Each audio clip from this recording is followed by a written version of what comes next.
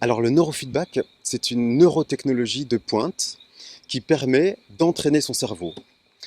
Aujourd'hui, quand on parle de neurofeedback, on fait la différence entre deux paradigmes très distincts, deux mondes vraiment séparés. Le neurofeedback linéaire ou thérapeutique ou de première génération, qui va cibler une problématique ou une pathologie dans une fréquence électrique cérébrale, dans une région du cerveau. Un peu comme si je vous disais, vous allez voir un médecin, vous avez un problème de genou gauche, et votre médecin va vous faire des piqûres dans le genou gauche, va vous passer de la pommade sur le genou gauche, va vous faire des exercices sur le genou gauche. Moi, je représente un second type de neurofeedback qui s'appelle le neurofeedback dynamique, non linéaire. On appelle ça aussi neurooptimal. Et le neurooptimal, c'est un neurofeedback qui ne va rien cibler au niveau du cerveau, un peu comme si vous alliez voir un kiné ou un ostéopathe qui vous disent ben, votre problème de genou gauche, c'est peut-être un problème de surpoids, c'est peut-être un problème de positionnement du dos, c'est peut-être un problème de démarche. Donc au lieu de se préoccuper uniquement de votre genou gauche, vous entraînez votre corps dans sa globalité. Eh bien, au niveau du cerveau, c'est la même chose. On ne cible ni problématique, ni pathologie. On entraîne le cerveau dans sa globalité. Et en entraînant le cerveau dans sa globalité, on lui laisse choisir lui-même ses propres priorités de travail.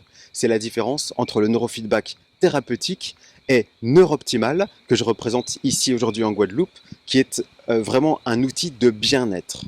Alors, l'intérêt pour moi d'être en Guadeloupe, premièrement, c'est alors mon rôle ici, c'est de venir former des praticiens, praticiennes, qui vont donc inclure dans leur pratique ou tout simplement utiliser pour la première fois, en développant leur propre clientèle au sein de cabinets, le neurofeedback dynamique.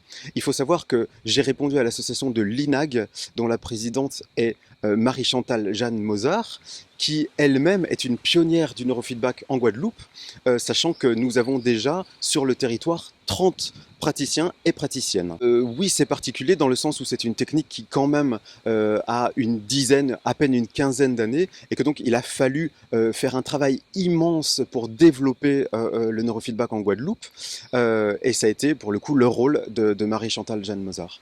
Alors comment se passe une séance de neurofeedback? C'est assez simple. Quand le client arrive, on l'installe dans un fauteuil pour qu'il soit vraiment confortablement installé.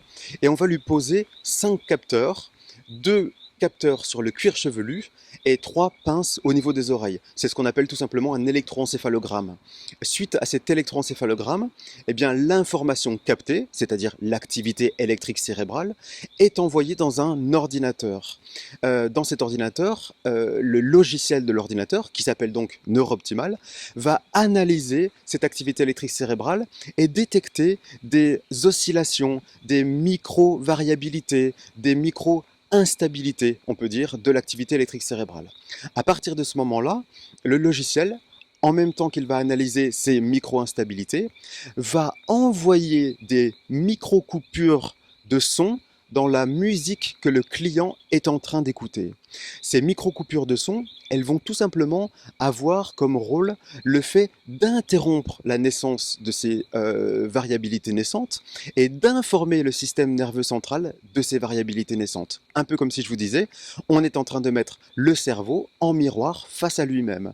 En lui rendant une information sur ce qu'il est en train de faire, on sait que le cerveau de chacun a la possibilité de s'auto-réguler. À une information reçue, il y a une adaptabilité en réponse. Alors, on ne parle pas forcément de pathologie, et c'est la raison pour laquelle le neurofeedback aujourd'hui est un outil absolument magique dans le sens où il va s'adresser à tout le monde. Vous n'avez pas obligation d'avoir une problématique ou une pathologie particulière pour venir faire des sessions neurooptimales. Ça va s'adresser à des sportifs qui vont chercher à tout simplement optimiser leur cerveau, tout simplement à optimiser leur cerveau sur le terrain, la précision du geste, l'acuité, la prise de décision rapide, etc. Ça va s'adresser également à toute personne comme des universitaires qui sont amenés à passer des examens et dans ce cadre-là à chercher vraiment à optimiser au mieux leur cerveau, tout comme des personnes qui peuvent avoir des problèmes de sommeil, qui voudraient améliorer leur caractère, leur impulsivité, etc., etc. Donc à partir du moment où on ne cible rien au niveau du cerveau, eh bien cet outil s'adresse à tout le monde. Alors, ce qui était important, c'est qu'on puisse répondre à la demande de la population. De plus en plus, nous avons des demandes pour faire des sessions de neurofeedback. Les gens se soucient de leur bien-être et de leur santé. Monsieur David Dousseau est venu en Guadeloupe parce que nous devons former de nouveaux traîneurs, de nouveaux praticiens en neurofeedback. Parce que l'équipe que j'ai ne suffit pas, parce qu'il y a une demande importante. Donc c'est pour cela qu'il était important qu'ils viennent. Parce que nous devons répondre aux attentes de la population.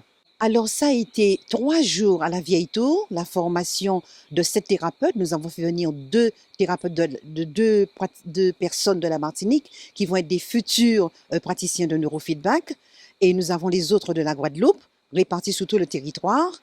Et là, aujourd'hui, nous avons fait le tour de la Guadeloupe proprement dite, parce que nous avons travaillé à l'ESAT, nous avons 4 praticiens à l'ESAT, donc il fallait qu'il aille visiter, voir ce que c'était. Nous avons une praticienne à l'IME de Bouillante, et nous avons surtout, c'est très important, avec le CCAS de Baïf, organisé des séances de neurofeedback aux parents des enfants.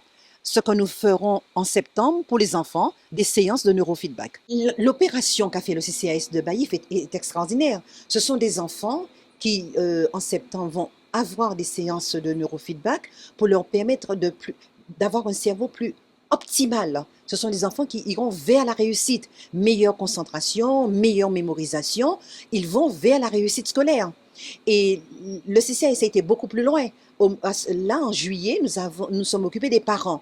Parce que c'est vrai que les parents s'occupent constamment de leurs enfants, de leurs préoccupations journalières, de leur travail, etc.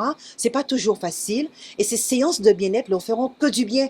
Elles pourront mieux accepter leur charge lourde de travail. Donc, c'est une très, très belle opération qu'a fait le CCAS de s'occuper d'abord des parents pendant les vacances et des enfants à la rentrée de septembre.